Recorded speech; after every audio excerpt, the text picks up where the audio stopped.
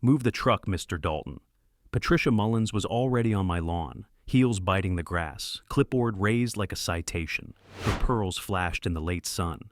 My wife shifted on the porch swing, one hand bracing her belly, the chain creaking a nervous metronome. "It's my driveway," I said, climbing out of the F-250. Road dust puffed from my jeans. The diesel clicked as it cooled. Patricia smiled like a paper cut. "Neighborhood aesthetics aren't optional." "We're due in 2 weeks," my wife said softly. "Can you give us some grace?" "Rules are rules." Patricia angled her phone, pretending to document. "Last warning." A neighbor's sprinkler sputtered alive, mist drifting between us. The air smelled like hot tar and honeysuckle. I kept my voice level. "I build bridges for the county. The truck stays tonight." Her eyes hardened. "Then expect consequences." She pivoted on her heel and left, stilettos ticking out a countdown on concrete. The swing chain stuttered again. I felt my jaw clench. The next morning, my wife called from the road, breathing tight, words clipped. "Cramping. I'm heading to Dr. Mara." "I'm right behind you," I said, sliding into the truck. Cicadas screamed in the trees. Halfway to the clinic, her sedan coughed, then died. I pulled behind her, traffic hissing past. She sat pale behind the glass, palm pressed to her stomach. "Don't start it," I said, opening the hood. A sweet, syrupy reek climbed out, wrong as a smile at a funeral. Gas cap threads were sticky with grit that sparkled like snow. The mechanic at the shop sniffed, peered, and sighed. "Sugar in the tank," he said. "Engine's toast until we clear it." We stood in the bay's hum, fluorescent lights buzzing like insects trapped in jars. My wife blinked hard, refusing tears.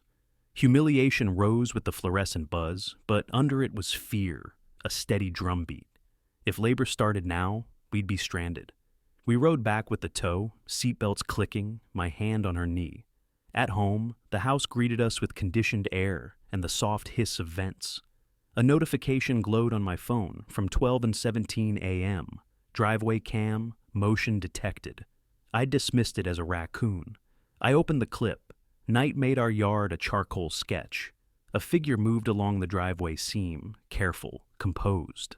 The camera mic caught the plastic rustle, the click of a gas cap, a quick swallow. When the face tilted, a crescent of porch light kissed a pearl and a cheekbone I knew too well. My thumb shook. I pressed save. Then I pressed save again, local and cloud. Bridges fail when you trust one bolt too much. My wife watched, one hand anchored to her belly. "Is that—" "Patricia," I said. The name scraped. I exported the file to my laptop. The fan spun up. The screen's light flattened the room. I renamed it plain, driveway cam 0724.mp4, and slipped an external drive from the desk drawer. Click, whir, redundant. "Call." "The sheriff," my wife said. I nodded. The non-emergency line rang twice. "Sheriff's office, how can I help?" "Possible vehicle tampering," I said. "I have video." "Do you recognize the suspect?" "Yes." "Preserve the footage. A deputy will contact you." My son's name hovered in my throat and stayed there. I looked out the window. Patricia's porch light was already on, though the sun still held. She stood beside her mailbox, posture crisp, as if waiting to autograph another violation. We stepped onto the porch. She glanced over, smile barely hooked. "Everything all right?" she called. I swallowed heat. "We'll be in touch." "Please do," she said, serene as a sealed envelope. The mailbox door thunked somewhere down the street. Wind carried cut grass sweetness through the cul-de-sac. The day felt balanced on a narrow girder, and I could hear the low river of anger trying to undercut it. What would you do if your neighbor weaponized the rulebook against your family? If you've ever had to choose between swallowing pride and protecting someone you love, tell me how you handled it, and subscribe so you can see exactly how far this went. Let me back up and tell you how this started. When we first moved into Willow Creek Estates, the air smelled like paint and promise. Fresh pavement still gleamed under the streetlights, and every house had the same beige smile. My wife, Claire, was 5 months pregnant then, walking slower but radiant, tracing plans for a nursery on her phone.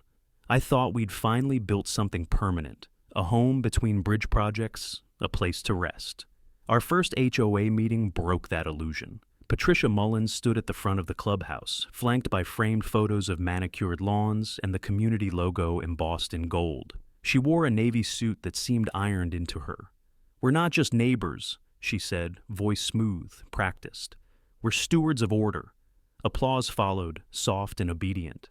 I clapped once out of politeness, she noticed. After the meeting, she approached. "Mr. Dalton, you're the new homeowner on Birch Loop, correct?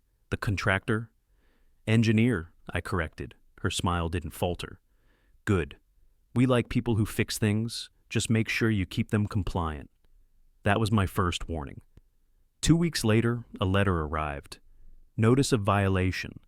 The envelope smelled faintly of perfume, the same floral scent she wore. "Unapproved fence materials," it read. I'd used reclaimed cedar from a bridge job, solid and weathered, stronger than the cheap white panels they preferred. I called her number at the bottom of the page. "Patricia, it's Eli Dalton. There's been a mistake." "No mistake," she said. "Our bylaws specify uniform fencing. Mine's safer. I designed it to withstand high winds." "That's admirable, but not aesthetic." "You're fining me for better craftsmanship?" "I'm enforcing harmony." Click. That word, harmony, stuck like grit in my teeth. Claire tried to keep peace. "Just repaint it, Eli," she said one evening, folding baby clothes in the living room. The lamplight made her hair glow gold.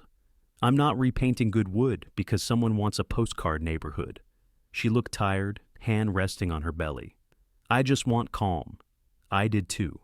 So I paid the fine, even though it stung more than the money. But the moment Patricia smelled concession, she kept coming.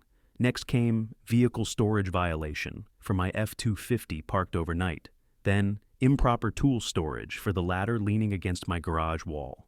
Every envelope had her signature, a looping cursive like a snake eating its tail. Mark Redding started talking to me around then. He lived across the street, retired firefighter, broad shoulders, cautious eyes. He'd seen the HOA chew up new homeowners before. "Patricia's got allies on the board," he said one night, sitting on his porch steps with a sweating bottle of beer. "They owe her favors, free landscaping, special exemptions. You cross her, you get letters. You sound like you've been through it. 3 times. He smiled without humor. "Last one was about my mailbox height." "Mailbox height? Half-inch too tall." He took a drink. "I fixed it before she fined me. You might not get that chance." The wind carried the smell of charcoal from somewhere down the block. The sprinklers hissed on cue, timed perfection. Patricia liked that. Things that obeyed timers. I noticed Mark glancing at his window more than once, like he didn't want to be seen talking to me. "You okay?" I asked. He rubbed the back of his neck. "Yeah, just... my wife's on the social committee. Patricia's close with her. Makes it awkward." "Awkward how?" "She thinks standing up to the HOA makes us look ungrateful." He looked down.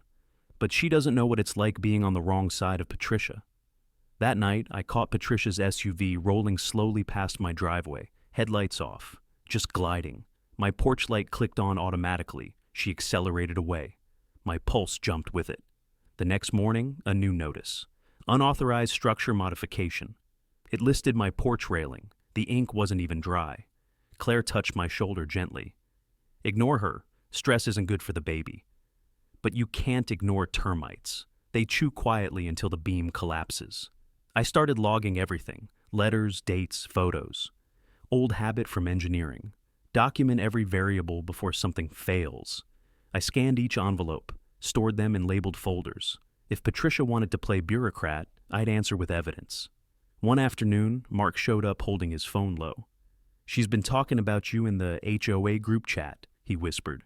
"Says you're aggressive, non-compliant, and a potential safety concern." "Let me see." He hesitated, thumb hovering over the screen. "If she finds out I showed you..." "She won't." He handed it over. Her messages were meticulous, always hedged with phrases like, "concerned neighbors have observed." But her tone bled through. It wasn't concern. It was control. I looked up. "Thanks, Mark. You didn't have to risk that." He shrugged, gaze flicking toward Patricia's house. "You didn't hear it from me." That was the night I installed the driveway camera. Small, discreet, just a black button under the eave. Not to catch vandals, to catch patterns. And weeks later, That little lens saw everything. Weeks later, that little lens saw everything, and I watched it twice. First in the dark, then again in morning light. 30 seconds of quiet crime, plastic crinkling, the soft click of a fuel cap, a pearl catching porch light. Patricia. Careful. Enough. I crossed to Mark's porch with the video cued. His screen door sighed. He stepped out barefoot, shoulders tight, a beer sweating in his hand. The porch fan ticked. "Can you watch?" I asked. He nodded without moving. His thumb worried the label until it peeled in a damp curl. "It's fast," I said, hitting play. He watched, jaw clenched. When her face tilted to camera, he flinched. Small, like wind. One foot retreated to the lower step, toes gripping wood. He exhaled into his fist. "That's her," he said. "Will you say that to someone in uniform?" He stared at the HOA sign at the cul-de-sac mouth, gold leaf winking. "My wife's on the committee," he murmured. "Patricia pushed our gazebo exemption. If I cross her—" "You don't have to swear an affidavit," I said. "Just confirm time if they ask." The bottle cap tapped his ring, tiny metronome. "I'll confirm the time," he said finally. "Don't put my name on anything unless you must." The sheriff's substation smelled like old coffee and vinyl. Fluorescence hummed. I handed a sergeant a USB stick and the motion alert printout. Sweat left crescents on the paper. "Vehicle tampering," I said. "We have video." He slid the drive into a port. The monitor washed the counter in pale light. No comment when Patricia's profile appeared, only pen on form, a dry scratch. "We'll open a case," he said. "Have a seat for a deputy." I paced the linoleum squares like bridge decking. "Claire texted okay?" I replied, moving. Another motion ping. Just a delivery truck bruising our curb. Mark arrived 20 minutes later, hair damp, shirt buttoned one hole off. When he saw me, his hands opened, closed, opened. "You came," I said. "I can't stay long," he whispered. "If she hears—" A deputy waved us into an interview room. Chair legs scraped concrete. A clock ticked with a nervous jump. The badge caught the only warm light. "Tell me what happened," he said. "Video shows the HOA president at our driveway after midnight, opening my wife's fuel port and pouring a substance," I said. "This morning the car stalled. Mechanic says sugar. Names: Eli and Claire Dalton, Patricia Mullins, neighbor, Mark Redding." The deputy looked at Mark. "You a witness?" Mark's knee bounced, tapping the table underside. "I can confirm the timestamp. I didn't see the pour. I recognize her walk." His hands made a small circle, trying to shape air into certainty. "We'll need the mechanic's statement," the deputy said, typing. "We'll also collect the vehicle and secure the original file, chain of custody." "I saved 2 copies," I said. "Cloud and local, originals on the SD card, untouched."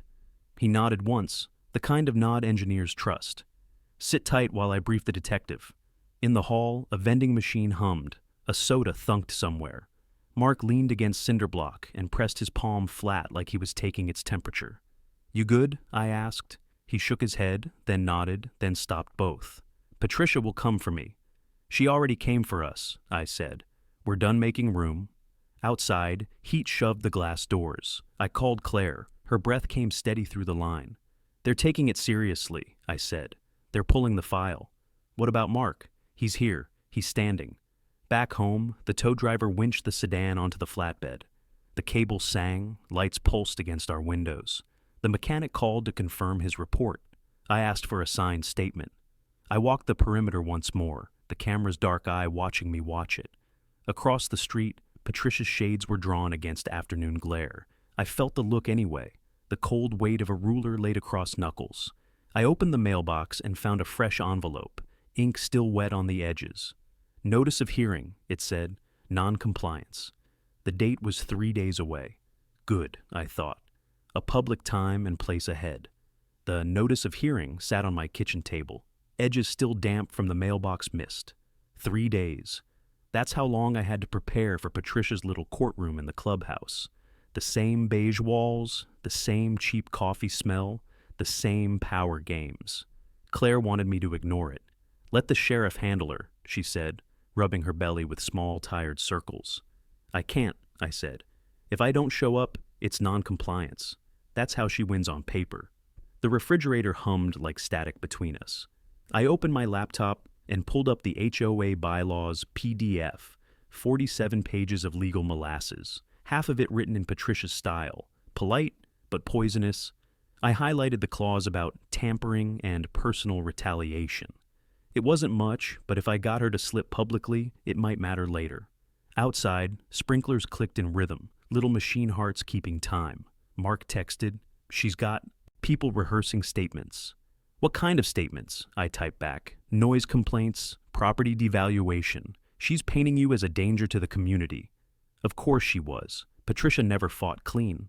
The day of the hearing, Willow Creek's clubhouse parking lot looked like a Sunday service. Folding chairs lined the walls inside, neighbors pretending to sip lemonade, but mostly watching. The air conditioner coughed every few seconds, fighting the humidity and the tension. Patricia stood at the front with her clipboard, pearls gleaming like polished teeth. The other board members flanked her, Harold with the handlebar mustache and Denise with the tight bun. Mark wasn't there. His absence felt heavy. "Mr. Dalton," Patricia began, voice syrup thick with false courtesy, "we're here to address repeated noncompliance with HOA regulations, vehicle storage, property maintenance, and unapproved modifications." I didn't sit. "Before we start, I need to document this proceeding for my records." I set my phone on the table, camera angled up. The lens caught her first frown. "This is a closed meeting," she said. "Public property, elected board. The bylaws allow recording of official hearings." A murmur rippled through the room. She glanced at Harold. He shrugged, not eager to be her shield. "Fine," she said tightly. "Proceed." Her voice shifted into rehearsed rhythm. "You've repeatedly failed to adhere to HOA vehicle guidelines." I cut in. "Patricia, where were you at 12:17 a.m. last Thursday?" She blinked. "Excuse me?" 12:17? I repeated. "At my property line. I'm not answering absurd insinuations. I have video footage." That cracked the surface. She straightened, shoulders squaring. "I'm not obligated to entertain false accusations." I stepped closer to the table. "A mechanic confirmed sugar in my wife's gas tank. Sheriff's Department has the footage. They're treating it as felony vandalism." Gasps fluttered from the neighbors. Mrs. Howell dropped her lemonade. Someone muttered, "Jesus." Patricia forced a smile. "Mr. Dalton, you're delusional. You think I'd pour sugar into the vehicle of a pregnant woman?" My voice carried, bouncing off beige walls. "You wanted compliance, and you crossed into crime." Her hand trembled, just slightly, as she reached for her clipboard. "You're slandering me? Then you'll have your day in court," I said. That was the moment the sheriff's cruiser rolled up outside, blue lights washing the glass. A deputy entered quietly, hat in hand.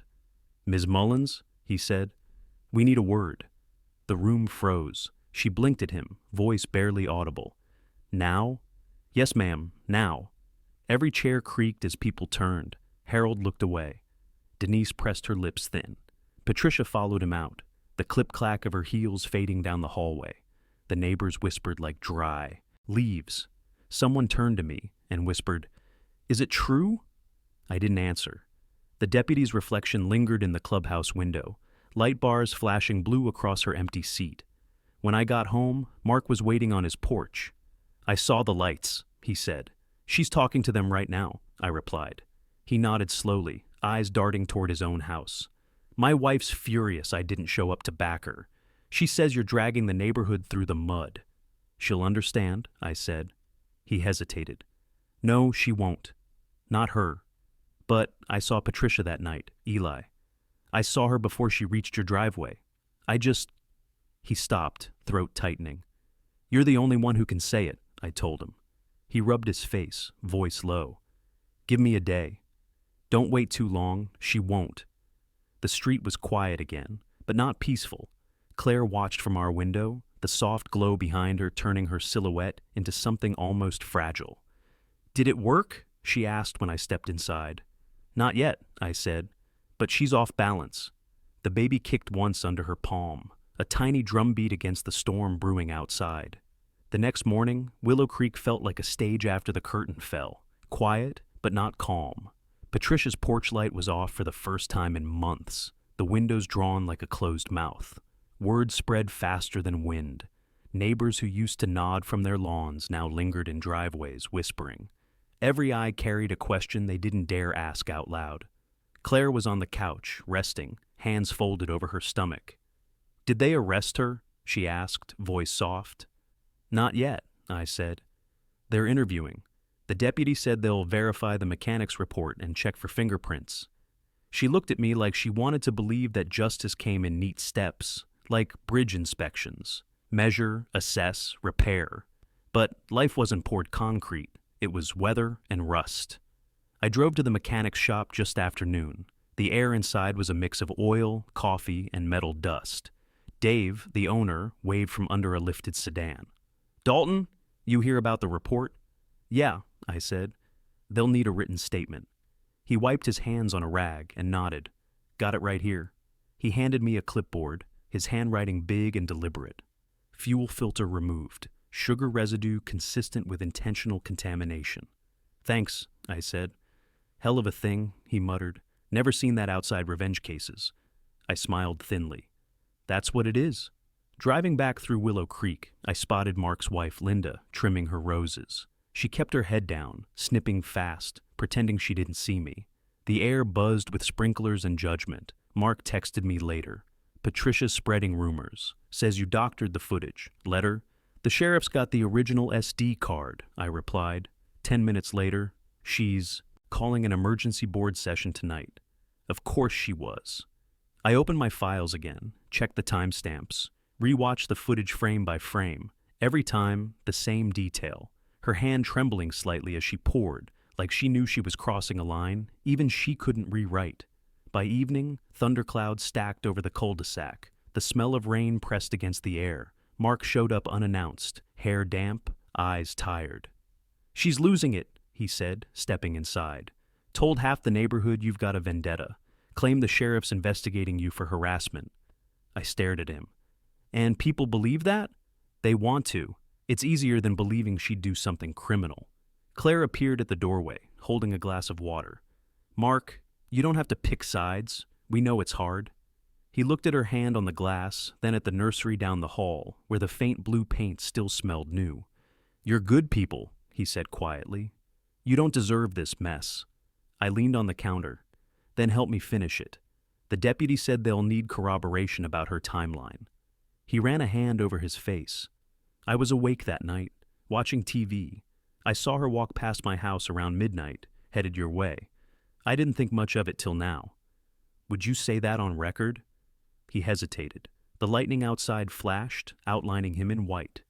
"If I do, Linda will never forgive me." "Mark," I started, but he cut me off.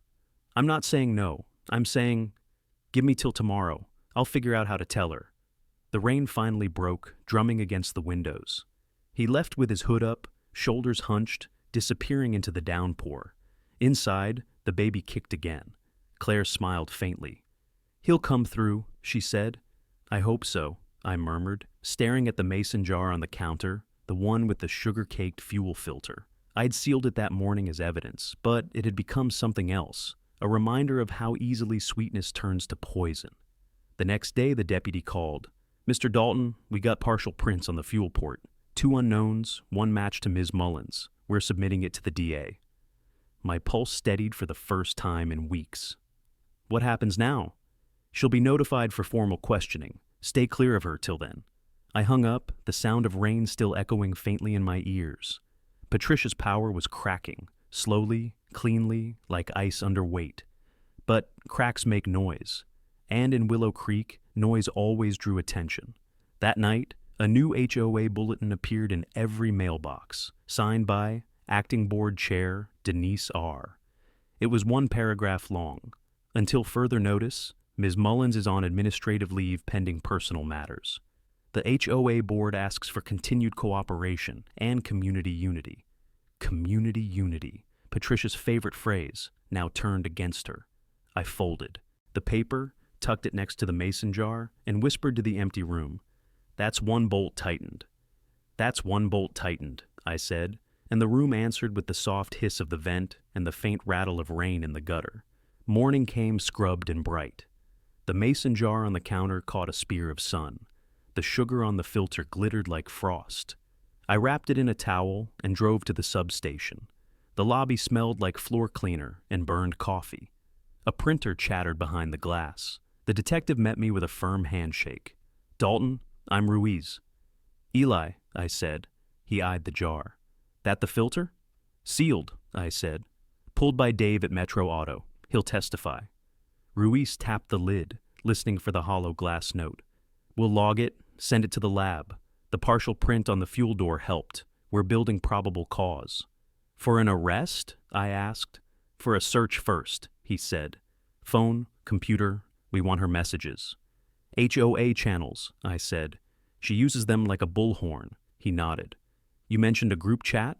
"Mark saw it," I said. "Screenshots. He's shaky." "We can subpoena the platform," Ruiz said. "But a cooperative witness shortens the runway." He slid a card across the counter. "Have him call me. Odds are better if we get timeline and intent." I exhaled. "He's afraid of blowback." "People are," Ruiz said. "That's how petty tyrants last." In the parking lot, heat rose in glassy waves. I called Mark. The wind on his end thumped the phone. "Ruiz needs your help," I said. "I know what he needs," Mark said. "I don't know if I can give it." "Linda?" I asked. Silence stretched, thin as fishing line. "She said if I pick sides against Patricia, we're done on the social committee," he muttered. "Says it'll make me look disloyal." "You were loyal when you warned me," I said. "Be loyal to the truth now." He didn't answer. A bird screeched nearby. My own pulse climbed to meet it.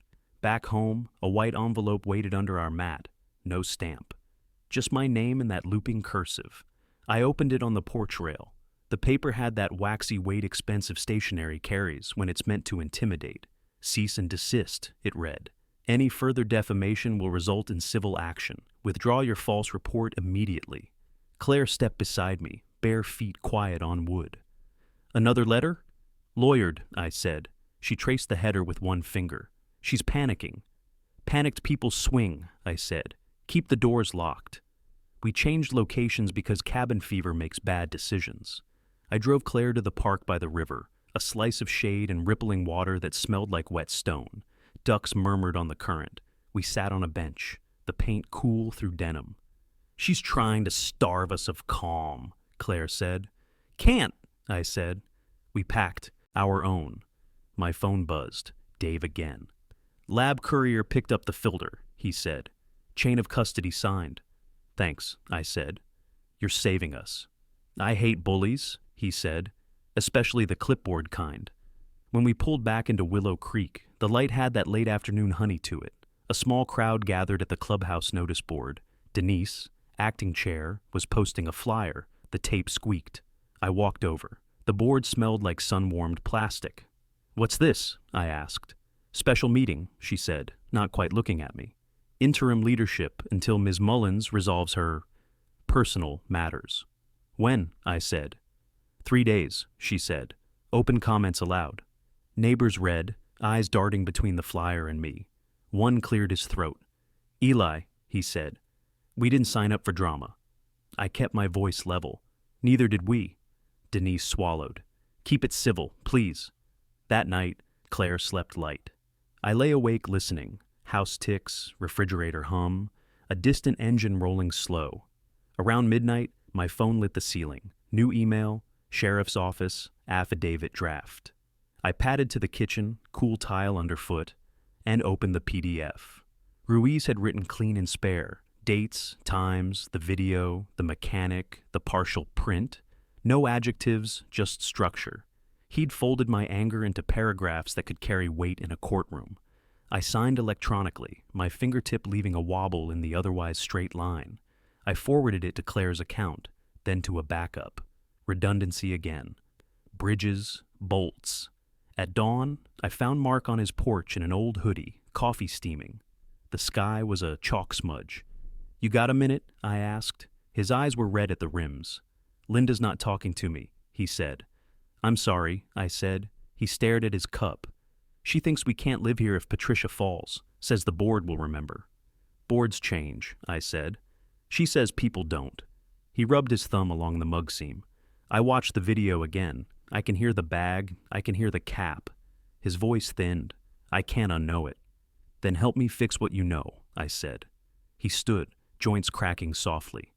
"I'll call Ruiz," he said. "I'll tell him what I saw and when."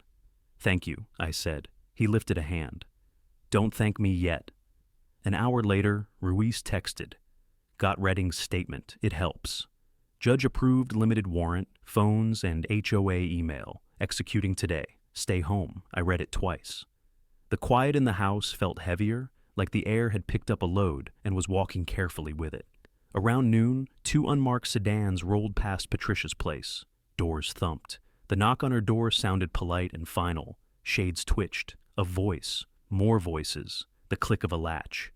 Claire joined me at the window, fingers threading mine. "They're in?" she whispered. "They're in," I said. Across the street, wind lifted the HOA flag on its stubby pole. The fabric snapped once, then settled, as if the neighborhood had taken a long breath and finally let it go. By the time the sun dropped behind the sycamores, the whole street knew. Unmarked cars had left hours earlier, their tires whispering against the curb, but the silence they left behind was louder than sirens. Patricia's porch light never came on that night. I stood by the window, watching condensation bead on the glass. Claire had finally fallen asleep, one hand draped over the curve of her belly. My phone buzzed once. "Mark, need to talk. Now." I threw on a jacket and crossed the street. The air smelled like rain and cut grass, heavy with a kind of quiet that follows confession. Mark met me at the side gate, motioning me into his garage. The light flickered, revealing cardboard boxes, a rusted bicycle, and him, slumped against the workbench, pale under the bulb. "She's done," he said. His voice trembled. "They took her laptop, her phone. Ruiz asked me to verify the chat logs. I did." "What did they find?" I asked. He rubbed his face, voice hoarse. "Screenshots, timestamps, everything. Patricia bragged about teaching lessons. There's a message the night she did it. That'll make him move that damn truck." She sent it to Denise. My stomach dropped. Denise knew. "She claimed she thought it was a joke," Mark said. "But the texts don't sound like a joke. They sound like plans." He reached into his jacket pocket and pulled out a folded paper, the subpoena summary Ruiz had given him to sign. His hand shook as he handed it over. I gave them everything, screenshots, phone backups, even the deleted messages. I copied the thread before they seized her account. "You backed it up?" I asked. He nodded.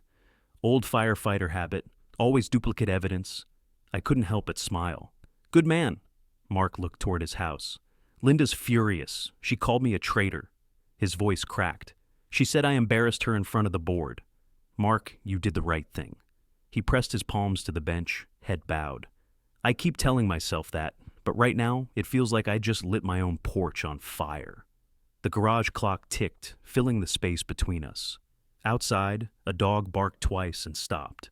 I placed a hand on his shoulder. "You didn't start this fire, Patricia did. You're just making sure it burns in daylight." He nodded slowly. "Ruiz said the DA's drafting charges, property damage, reckless endangerment. If they stick, it's jail time." "She earned it," I said. Mark looked at me, eyes rimmed red. "You don't understand. Patricia's been here since the neighborhood broke ground. She's got friends in zoning, county permits, maybe even the assessor's office. When she goes down, she won't go quietly." "Then she'll scream all the way down," I said. "And everyone will finally hear what she's been doing." A car passed outside, headlights sweeping through the cracks in the garage door. Mark flinched. "Every noise feels like her coming back," he whispered. "She's not coming back," I said. "Not this time." He nodded again, half believing it. "You think the board will dissolve her position?" "They'll have to. The community can't pretend anymore." We stood there a while longer, the hum of the fridge filling the silence. Then Mark exhaled, slow and final. "I'll testify if it comes to that.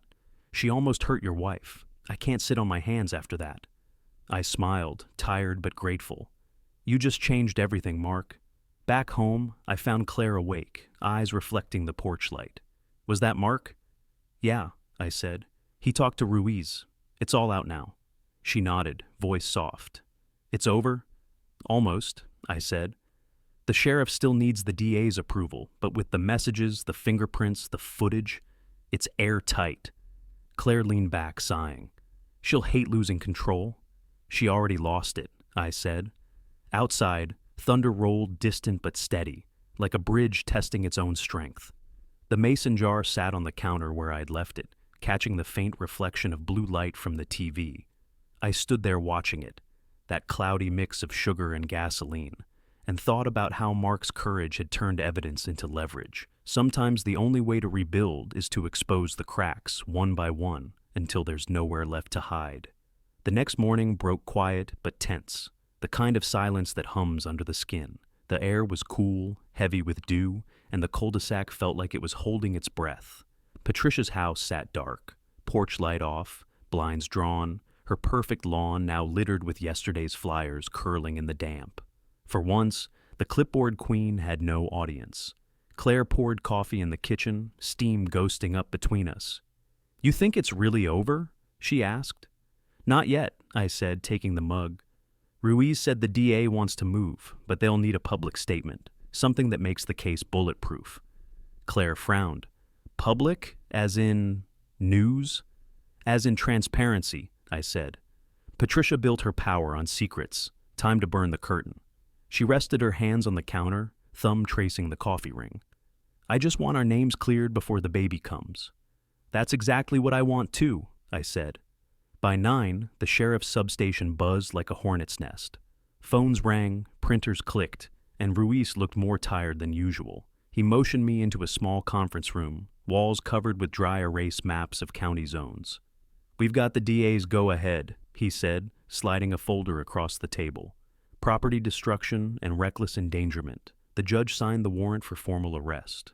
"Today?" Asked. "This afternoon. We'll bring her in quietly, no circus. But Dalton..." He leaned forward, elbows on the table. "You'll want to brace for the blowback. Her allies are already calling the department, claiming harassment." "Typical," I muttered. "She's been weaponizing the rules for years. Now she's trying to weaponize the fallout." Ruiz gave a thin smile. "That's why I need your permission to release part of the footage. Just the segment that proves motive. It'll kill the rumor mill." "Release it where?" "Local news first, then public record. Keeps the narrative clean." I hesitated. "Do it," I said finally. "If this is going to end, it needs light." Back home, Mark was sweeping his porch. A nervous habit, maybe. When I crossed over, he stopped mid-motion, leaning on the broom handle. "They really arresting her?" he asked. "This afternoon." He nodded, face unreadable. "Linda's been getting calls from the other board members. They're scared. Denise wants to step down." "Good," I said. "We'll need a full election after this. No more backroom meetings." Mark half smiled. "You sound like you're running." "I just want order. Real order, not Patricia's brand." He looked down the street where Patricia's blue shutters glinted in the sun. "Funny thing," he said softly. "When people like her fall, nobody admits they held the ladder." The day warmed fast. By noon, 2 unmarked sedans rolled through Willow Creek again.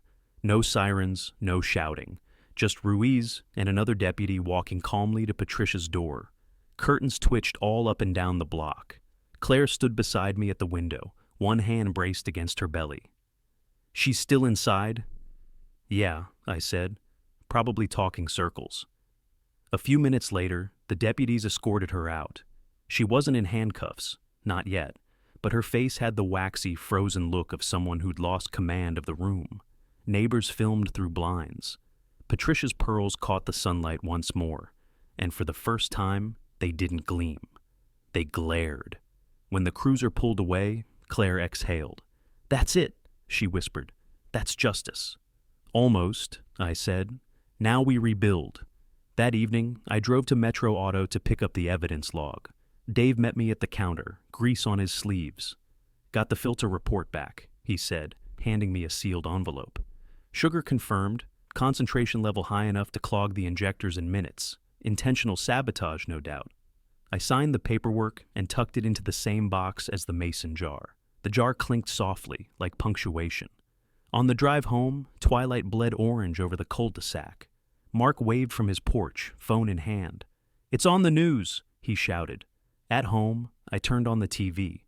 The local anchor's voice filled the living room. "Breaking story. HOA President Patricia Mullins of Willow Creek Estates is under investigation for alleged property tampering and endangerment. Sheriff's deputies executed a search warrant earlier today. The broadcast cut to a still from the footage. Patricia's silhouette caught mid-pour, sugar cascading like snow into the gas tank. The caption read, "Caught on camera, HOA sabotage scandal." Claire covered her mouth, eyes wide. "It's real now," she said. I nodded slowly. "Yeah, now the whole county knows who she really is." Outside, porch lights flickered on, one by one, not in surveillance anymore, but in acknowledgement. The cul-de-sac didn't feel like a battlefield that night.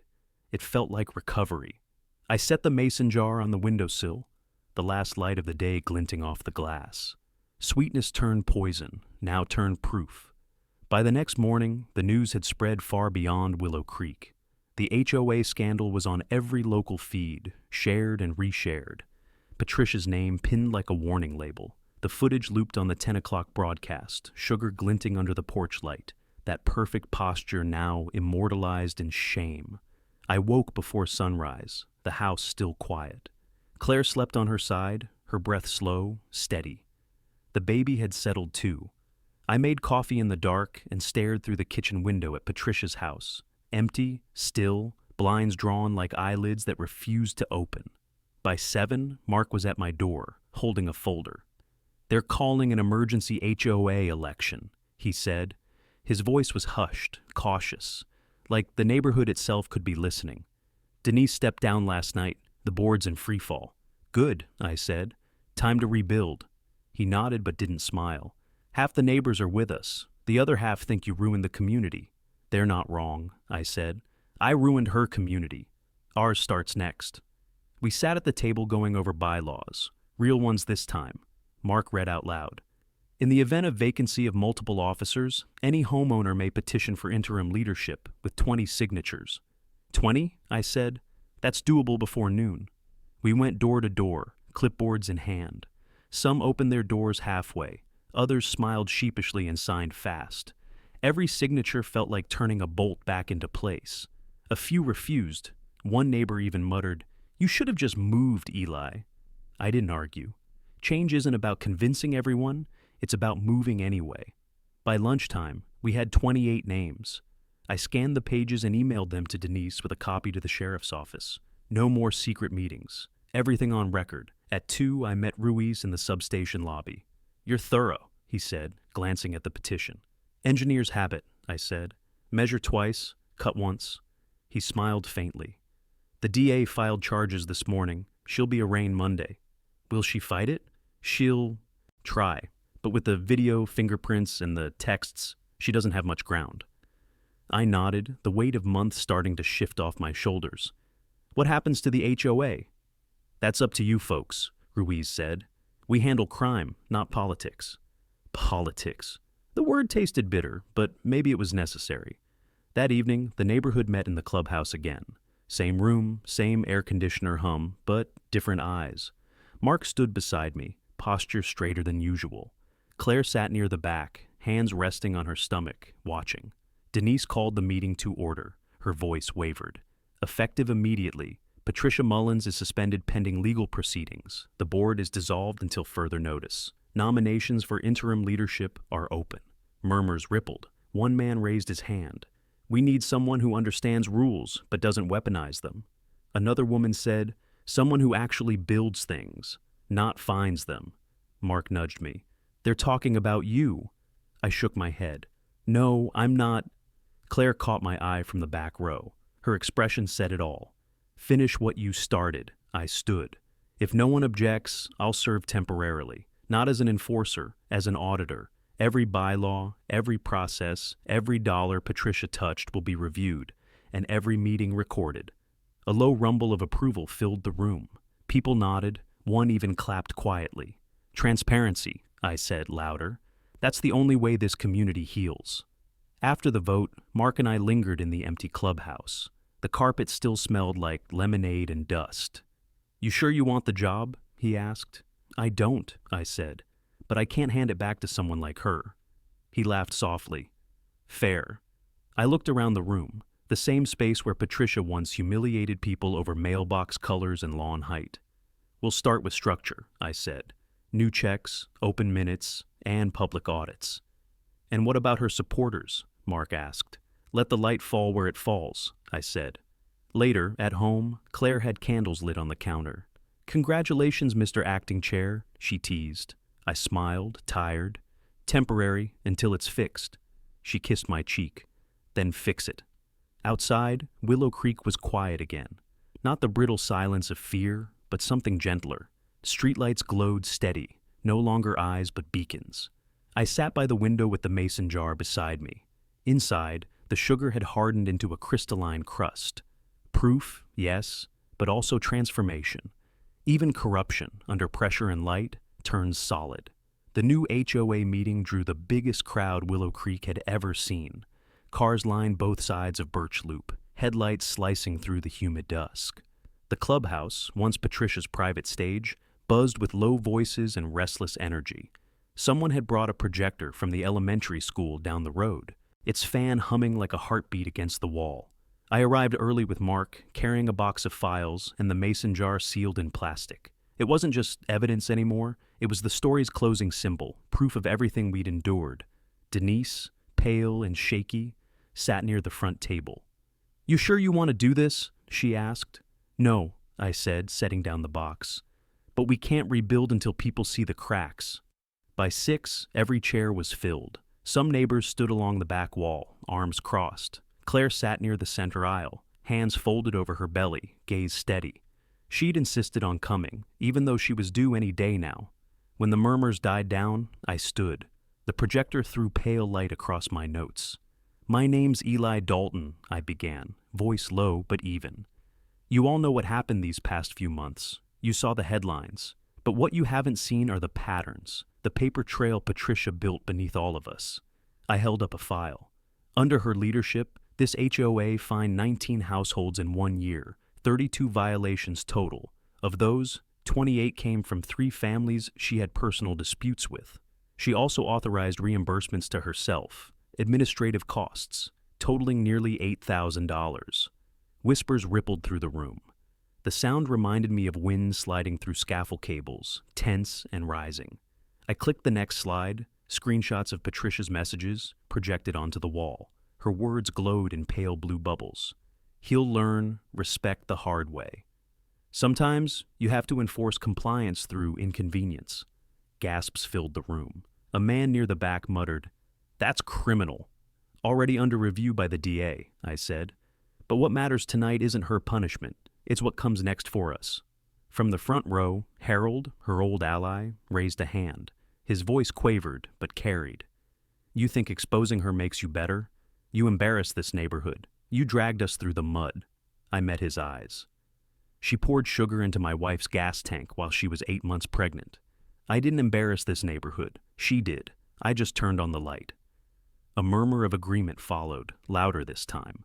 Mark shifted beside me, then stood up. He's right, he said. I saw Patricia that night. I stayed quiet because I was afraid of losing standing, afraid of what my wife would think. But silence didn't protect anyone. It just helped her. The room stilled. Mark took a breath, voice cracking on the edges. I worked with the sheriff's office to confirm what she did. Eli didn't fake anything. Everything you've heard is real, and it could have been any of us next. He sat, shoulders trembling. The applause started small, 2 hands clapping in the back, then spreading like a wave until the whole room filled with it. When it quieted, I pointed to the screen again. This community's strong because we show up for each other. We build things, we fix things. It's time the HOA reflected that. I unveiled the new charter proposal. Open elections, public budgets, recorded meetings, and a cap on fines. No more closed doors, no more one-person rule, and no board member serves more than 2 terms. Claire smiled faintly in the crowd.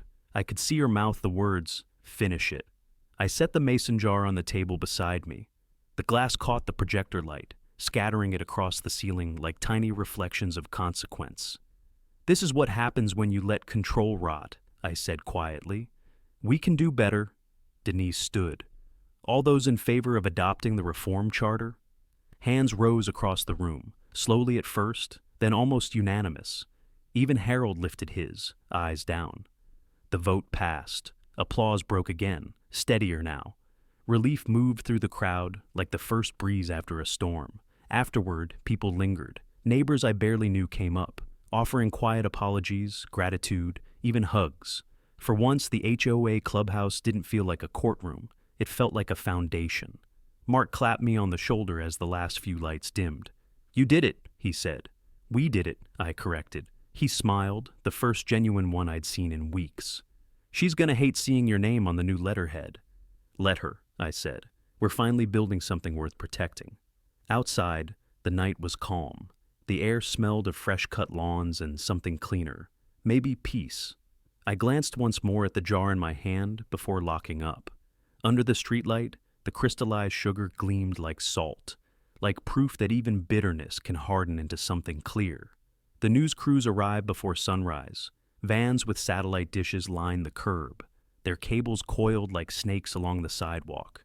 Willow Creek, once anonymous, beige, and quiet, was now a headline. Claire watched from the window, one hand cradling her belly. "You sure you want to be out there?" she asked softly. "I have to," I said, adjusting my collar. "They're doing the press conference today. The DA's office wants a community representative to speak." "Representative," she said, half smiling. "You mean the guy whose wife almost got stranded in labor because of Patricia's vendetta?" "That one," I said, forcing a grin. She kissed my cheek. "Be careful. She's not the type to disappear quietly." Outside, the air was sharp with the smell of dew and camera equipment warming under lights. Mark stood near the curb in a clean button-down, coffee trembling slightly in his hand. "They're setting up by the sign," he said. "The Willow Creek Estates sign?" He nodded. "Thought it was symbolic." I looked over. There it stood, pristine as ever, Patricia's Pride Project. The gold leaf letters glimmered in the morning light. The same letters she, once said, defined our neighborhood's standard. Reporters gathered near the podium the sheriff's department had set up. Detective Ruiz caught my eye. "You ready, Dalton?" "As I'll ever be." The DA, a woman in a navy blazer and firm expression, stepped up first. "We are here to announce that Patricia Mullins, former HOA president of Willow Creek Estates, has been charged with felony property destruction, reckless endangerment, and falsification of community financial records." Flashes went off like tiny lightning strikes. She continued. "Thanks to video evidence, witness statements, and extensive cooperation from residents, we believe justice will prevail." When she gestured to me, I stepped forward. My voice came out steadier than I felt. What happened here wasn't just about one bad act. It was about how power can rot when no one questions it. Patricia turned community rules into weapons, and for a while, we all let her. A reporter raised a mic. "Mr. Dalton, how does it feel seeing her charged?" I hesitated, glancing at Mark. "It feels like a bridge inspection.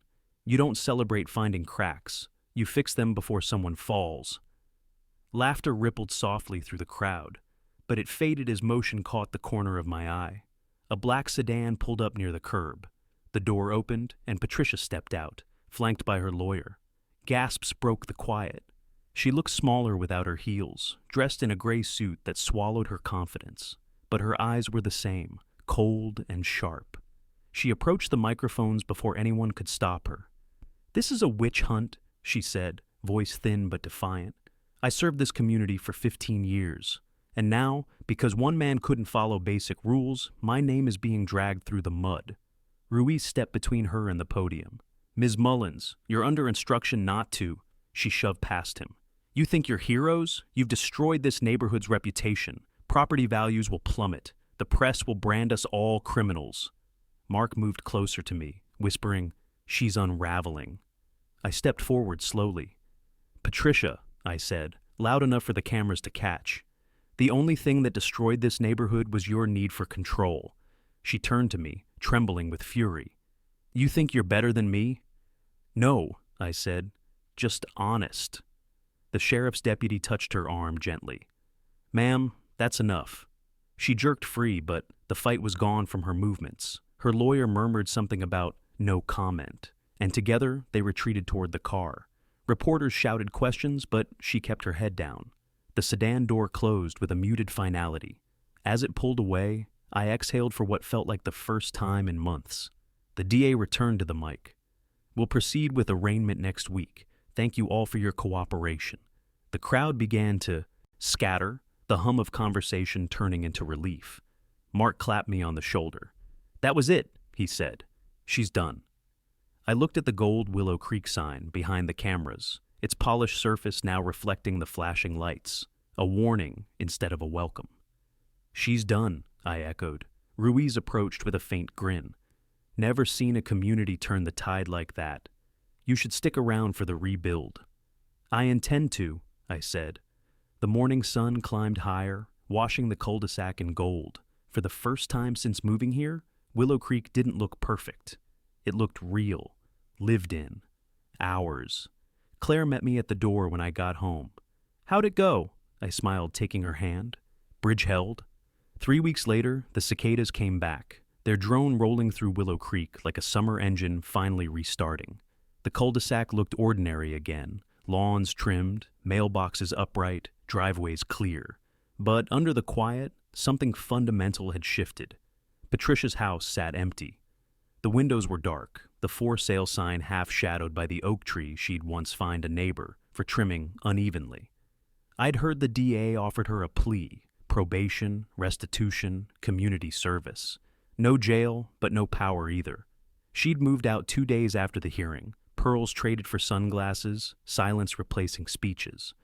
I stood on the porch with a mug of coffee, the morning air cool against my face. Claire joined me, slower now, the weight of late pregnancy pressing her steps, but not her spirit. "You watching her house again?" she asked. "Just making sure it's real," I said. She smiled, leaning against me. "It's real, and it's over." Inside, the living room smelled like paint and pine cleaner. The mason jar sat on the shelf above the mantel, sealed forever. Sugar fossilized into jagged white crystals. I'd cleaned out every letter, every old violation notice, but kept the jar. Claire called it superstition. I called it proof. Mark stopped by that afternoon. He looked lighter, younger somehow. "Got reinstated at the Firehouse volunteer program," he said. "Turns out integrity doesn't ruin you after all." "Glad to hear it," I said. He handed me an envelope. "Community vote results. You're officially confirmed as HOA chair." I groaned. I said interim. "Yeah, well," he said, chuckling. "They like engineers now. They think you'll keep things upright." "Bridges, maybe?" I said. "People are harder." He looked at the mason jar, eyes narrowing. "You ever gonna toss that?" "No," I said. "Some reminders are better in sight." He nodded slowly. "Guess it's like a fire alarm, ugly but necessary." That night, a thunderstorm rolled through, the kind that hums in the walls before breaking open. Claire was timing contractions by the minute, calm as if she'd been waiting for the sky to match her rhythm. Between waves, she laughed. "You realize our son's going to grow up hearing this story, right?" "He'll think I made it up," I said, grinning. "Then tell it well," she said, gripping my hand as the next contraction hit. When the rain cleared near dawn, we drove under a bruised pink sky. The roads shimmered like wet glass. At a stoplight, I looked at the reflection of the hospital sign in the windshield, bright, unwavering, simple. After months of chaos, even the glow of a red light felt like order. In the delivery room, Claire's strength was quiet but fierce. When our son finally cried, it cut clean through the sterile hum, the sound pure enough to erase everything before it. I counted his fingers twice, the way I did every inspection. 10 perfect anchors. Later, when the nurses left us alone, Claire whispered, "He's safe. We are too." I looked at the sunrise bleeding through the blinds. "Yeah," I said. Bridge held. Back home a week later, the neighbors brought casseroles and apologies. Denise delivered a basket with a note. For a fresh start. Mark dropped off a set of keys, duplicates for the HOA office. "You'll need them," he said. "The community center's yours now." I walked over that evening. The place smelled like dust and disinfectant, the air echoing slightly under the high ceiling. The old bulletin board still hung on the wall. I tacked up a new paper, bold print. Willow Creek Charter. Revised and ratified transparency, accountability, respect. As I stepped outside, the sky over Willow Creek had that orange wash you only get after storms. Everything clean, edges softened. Kids rode bikes again. A dog barked without anyone measuring the decibels. At home, Claire rocked the baby on the porch swing. The chain creaked softly, steady, reassuring. She smiled when I sat beside her. "How's the neighborhood?" "Rebuilding," I said. "Stronger than it looks." She looked toward the mason jar in the window. The last of the evening light turned it gold. "You keeping that forever?" "Until it stops meaning something," I said. "Hasn't yet." We sat there, listening to the slow rhythm of crickets, the hum of streetlights, the breathing of a neighborhood learning to forgive itself. So, what would you have done if your neighbor crossed every line and called it justice? Would you fight back or walk away? Either way, never let silence win, and subscribe if you believe some bridges are worth defending, even in your own backyard.